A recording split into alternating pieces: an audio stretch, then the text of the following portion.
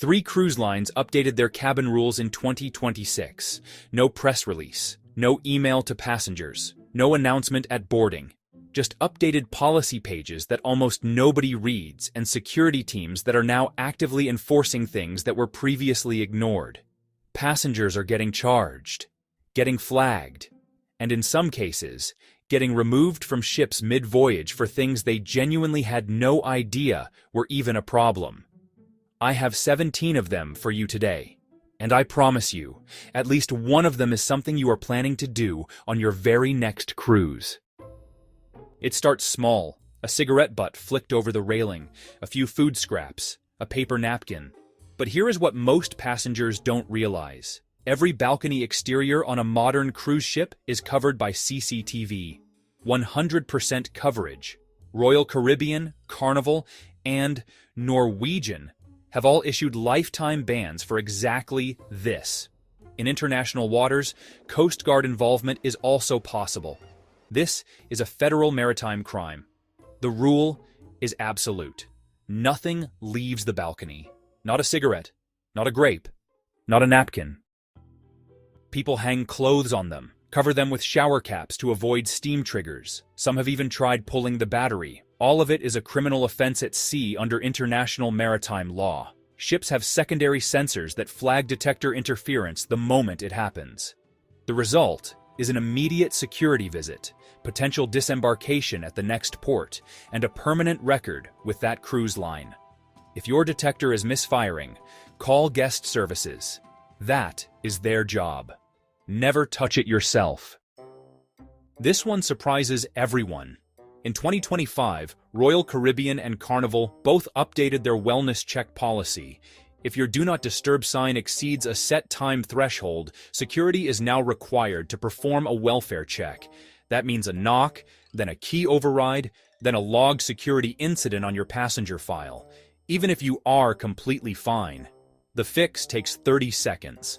Call guest services. Tell them you are resting and don't want to be disturbed. They log it. No check, no override, no incident on your file. Most passengers bring drones thinking they will fly them at port. The drone sits in the cabin all week, never gets used. No harm done, right? Wrong. As of 2025, possession of a drone on board is prohibited on most major lines, not just flying one. Carnival explicitly states confiscation without return. On some itineraries, carrying drone equipment into port countries also triggers customs issues. Leave it at home. The window for drone photography at cruise ports has largely closed anyway. Multiple cruise lines updated their media policies in 2025. Commercial content creation on board, including YouTube, TikTok, and Instagram Reels, now requires pre-approval. In one documented case, a travel creator was escorted off at the next port for posting cabin content without credentials. The cabin is considered private company property. If you create content, apply for media credentials before you sail. Most lines have a press request process. It takes about 2 weeks. Skip that step, and you are taking a real risk. It looks like a hotel phone. It feels like a hotel phone, but calling home from that phone costs between $4 and $15 per minute, routed through satellite. A 10-minute call to family back home is a $150 charge waiting quietly on your final bill. Use the cruise line's app for ship-to-ship calls. For home, use the Wi-Fi package or wait until you are in port. If you sailed 3 or more years ago, room service was probably included, so you order it without thinking. Every major cruise line now charges between $5 and $10 per room service order, plus gratuity. Daily orders across a 7-night cruise add up to a hidden $100 charge most passengers don't notice until checkout. Breakfast is still free on most lines. Everything else? Check the fee before you hit, confirm in the app. Your 26,800 mAh power bank is incredibly useful on port days. It is also subject to confiscation under updated maritime safety rules adopted directly from international airline standards. Anything over 100 watt-hours gets flagged. No compensation. Some lines check at embarkation, others during safety rounds mid-cruise. Check the wattage label on your power bank before you even pack it. Under 100 watt one, and you are completely fine. You found a great bottle of rum at a port market. You bring it back, tuck it in the cabin fridge to chill.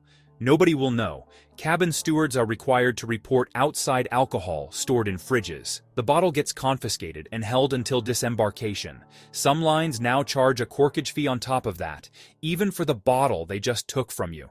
You don't get a drink, you don't get the bottle back, and you pay for the privilege.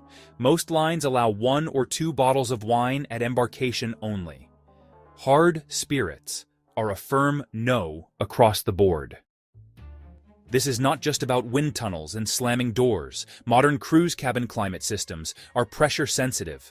Leaving the balcony door open while the air conditioning runs creates a pressure differential that can trigger fire suppression sensors in the cabins next to yours.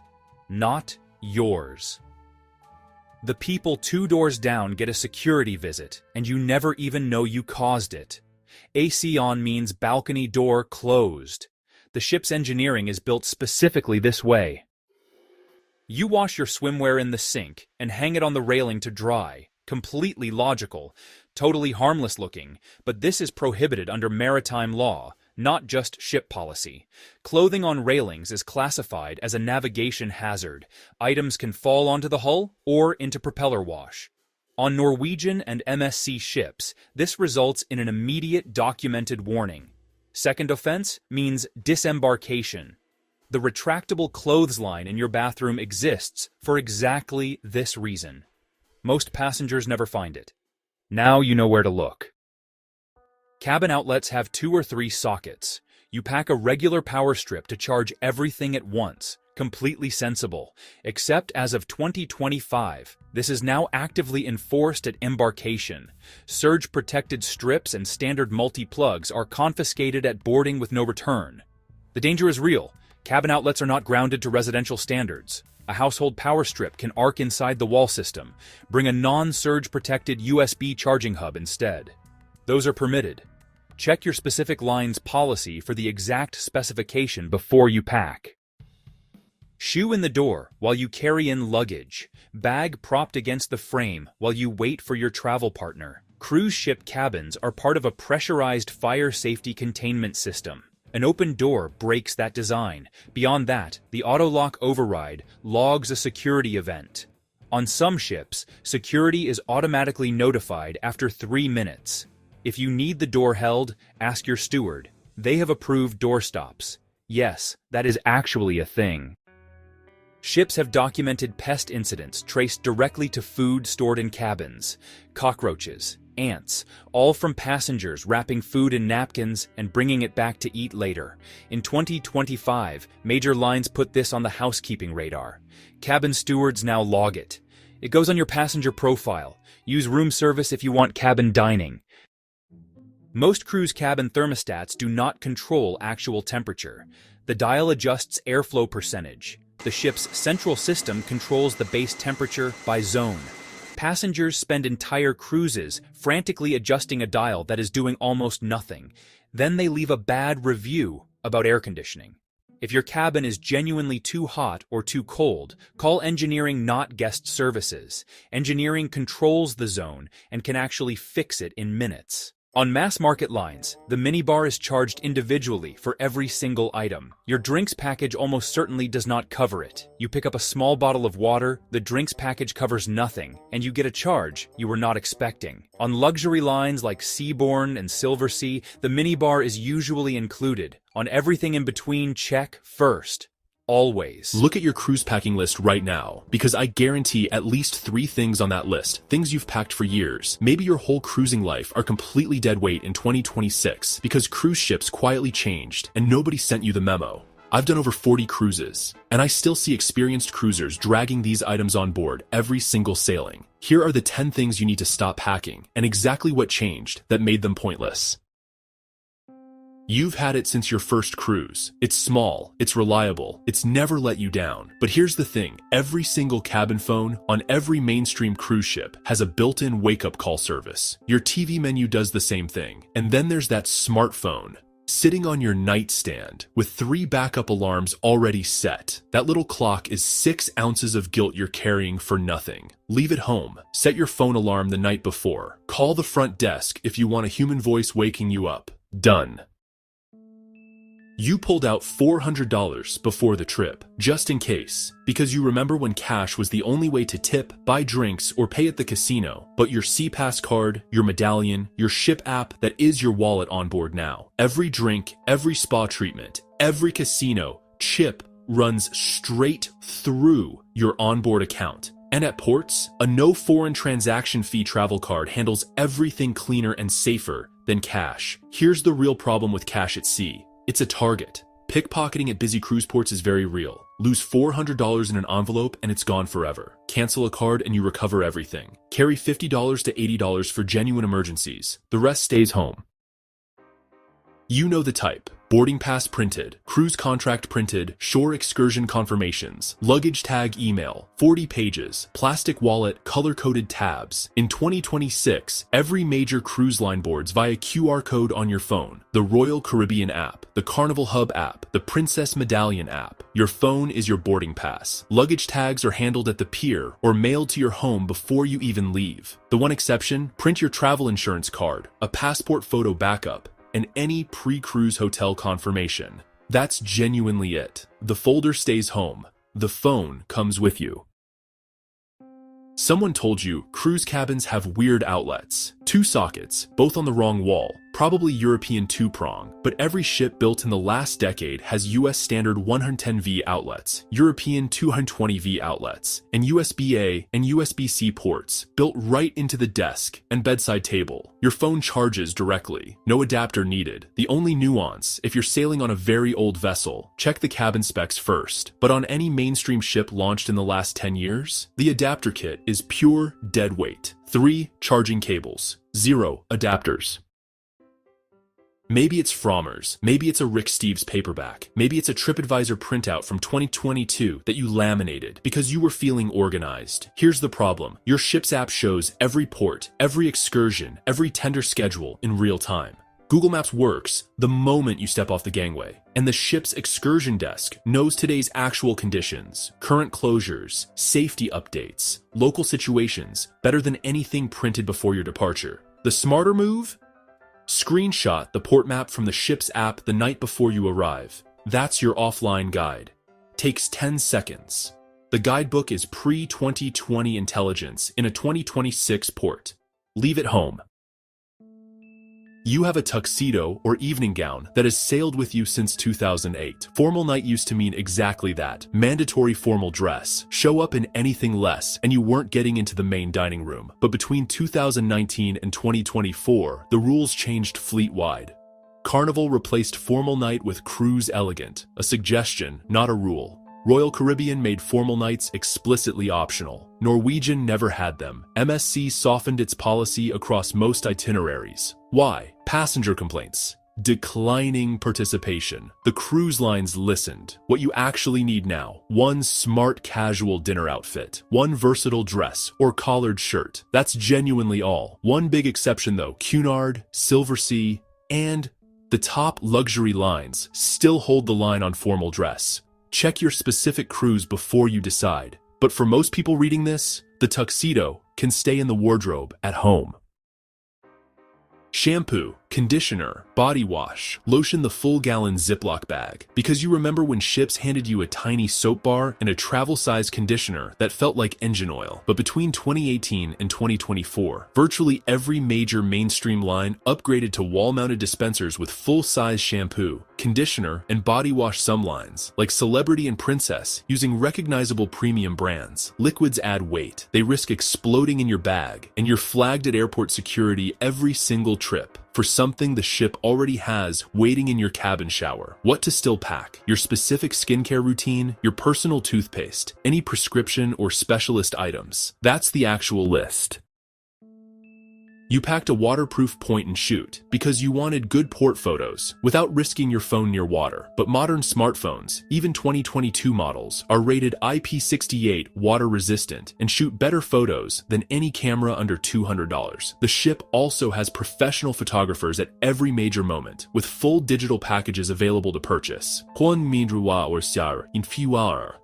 A camera, charger, memory card, and case. That's weight, space, and one more thing to lose at a busy port. One exception, if you're diving to serious depth, a dedicated underwater housing makes sense. For a normal port day, your phone is the camera. You heard cruise ship cabins were outlet deserts, 2 sockets, both on the wrong side of the room, so you packed a power bank to keep everything charged throughout the day. But the cabin redesign wave of 2019 to 2024 added USB-A and USB-C ports at the desk, at the bedside table, and on some ships, in the bathroom too. Multiple devices charge at the same time without anyone fighting over a socket. The nuance, older ships, pre-2015 builds, may still have limited outlets. Check your specific ship before you decide. On modern ships, the power bank is a heavy backup for a problem that no longer exists. Yes, some cruisers still pack these. This is the intervention. If you started cruising in the 80s or 90s, traveler's checks were the gold standard. American Express. You knew the drill. They were safe, replaceable, trusted. In 2026, almost no port merchant, taxi, restaurant, or even bank branch accepts them. They are effectively unusable almost everywhere cruise ships call. A no foreign transaction fee credit card, Charles Schwab, Chase Sapphire, Capital One Venture gives you the exact same protection. Zero loss if stolen. Works everywhere. If you still have traveler's checks from a previous cruise sitting in a drawer somewhere, this is your sign. Avoid the buffet blunder. The moment boarding starts, 3,000 hungry people march straight to the buffet. It's loud, it's crowded, it's chaotic. That's where the rookies go. The pros walk right past it. They head straight to the Solarium Bistro, Park Cafe, or the Local. On embarkation day, most passengers assume these places are closed. While everyone else is fighting over tongs, you're sitting in air-conditioned silence with a fresh sandwich and zero line. This is honestly the closest thing to a VIP lounge. On most modern ships, your lights and air conditioning are controlled by one thing. That slot by the door. If you pull your key card out, the room shuts down. But you don't need your SeaPass card. Use an old library card, a grocery loyalty card, or even a business card. It works perfectly. Your cabin stays cold, your phone keeps charging, and you never panic because you forgot your key in the slot. Be your own bartender. Most major cruise lines allow you to bring 2 bottles of wine per cabin. But here's the trap. Bring that bottle to the dining room and they hit you with a $25 corkage fee. Here's the workaround. Bring a corkscrew. Open the bottle in your room. Pour a glass, carry it to dinner. No fee, no drama. You just saved $25 with one simple habit. The shower attack. Cruise shower curtains have a mind of their own. They drift inward, they cling to your legs, and honestly, it's just gross. But you can fix it with 2 simple items, heavy binder clips or magnetic weights. Just clip them to the bottom hem of the curtain and voila! The curtain stays put, the shower stays normal. It's a tiny fix, but it really makes every morning better. These luggage tag holders are actually great. The mistake is when you use them. Do not attach cruise tags before your flight. Airport baggage systems are basically shredders, and conveyor belts love to snag those plastic loops. If you attach these at home, they'll be ripped off before you even land, and a bag with no tag does not make it to your room. The correct move? Keep the tags inside your carry-on. Attach them only when you are standing at the cruise terminal sidewalk or at the hotel the night before. Never fly with cruise tags attached. Stop fighting over outlets. Take a look at your cabin desk. See that strange round outlet next to the US ones? Most Americans just ignore it, but if you bring a $3 European Type-C adapter and plug it in, you just doubled your charging space without breaking the ship's no surge protector rules. It's the outlet nobody else is using. Hack number 7, the TV lockout. Cruise lines disable the input button so you can't use your Fire Stick or laptop. The workaround? Bring a cheap universal remote, or, a Samsung remote if the TV is Samsung.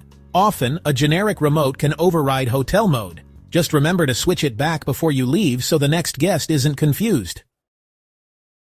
Hack number 8. Beat the ATM fees. Ship ATMs are brutal. $6 to $10 per withdrawal. Instead, go to the casino. Charge $100 to your room account as gaming credit. Play one spin for 50 cents, then hit cash out. Take the ticket to the cashier. You just pulled cash from your credit card with zero ATM fees. Never book spa treatments on sea days. That's when prices peak. Book on port days instead. While everyone else is ashore, the spa runs quiet. That's when 20 to 30% discounts appear. Same massage, much lower price.